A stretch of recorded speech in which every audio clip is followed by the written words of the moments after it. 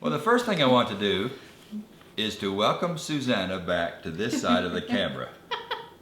Thank you. Because for a long time, she's been on the other side of the camera, and I'm really glad to have her on this side of the camera. It's been a long time. Yes, good to have you back. Thank you. Well, we want to begin a new series of posts entitled Habits of Spiritual Health. We may offer a new post in this series every 3 or 4 weeks. Is that what we're thinking? Yeah, we'll see. Good. We one thing we like to do in the Connect 3 community is discuss and talk about our spiritual health and how we can continue to grow in our spiritual health. And so a couple weeks ago, we sent out a survey and we just asked a question, if you had a magic wand, what is one thing you would change to help you draw closer to God? And then we started seeing the results come in, and then we just said, hey, why don't we just make this something new that we put out about habits of spiritual health? Right. And we all want to draw closer to God. Yeah. I mean, who doesn't want to draw closer to God? Definitely. But there are obstacles that keep us from doing that. And so this new series will be good. It will be good.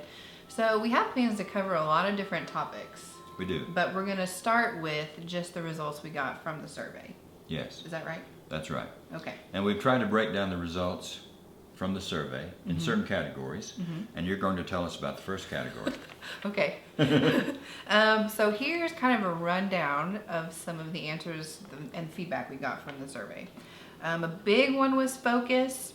Focus and concentration above the daily distractions and worries. More focus and prayer time. Help me focus more on God and His Word. For my focus and discipline to be stronger, I need to focus better. My mind has a tendency to wander. Focus more intently.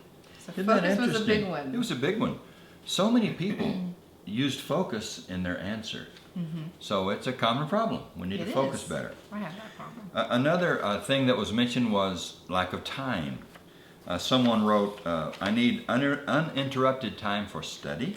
I get up between 3 and 4 a.m. for work, but I can't wait to study too late in the night after the kids get in bed, or I am too tired to best focus on spiritual growth. This means I might get interrupted with bedtime stragglers. That's a good one.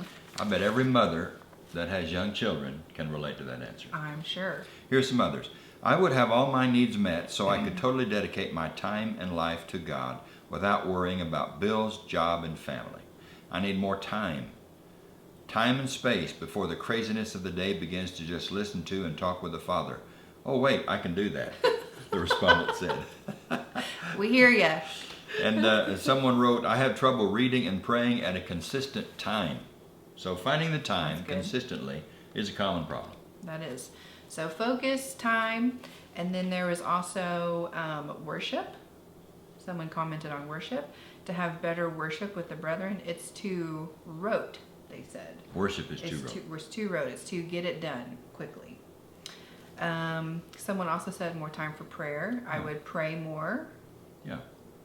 And another common theme was distractions, which relates to focus, I suppose. Someone wrote, I would spend time with God as the first thing I do each day without any distractions.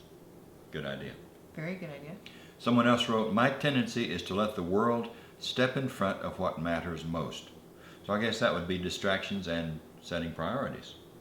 Maybe. Okay. Yeah. Another one we had too was also worry, which I thought was interesting. Yeah. Someone said, I worry too much about everything. This world is not my home anymore, which comes to mind.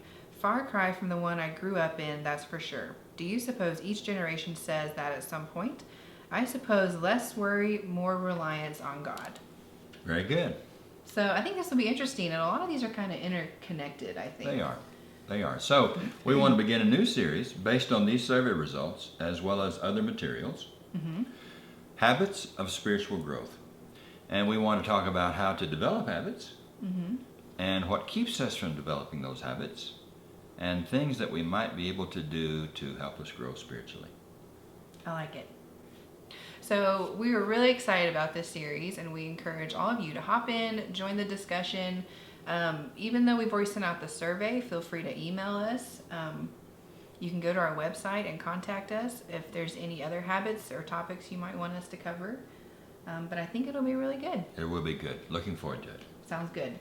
Okay, bye-bye. Bye.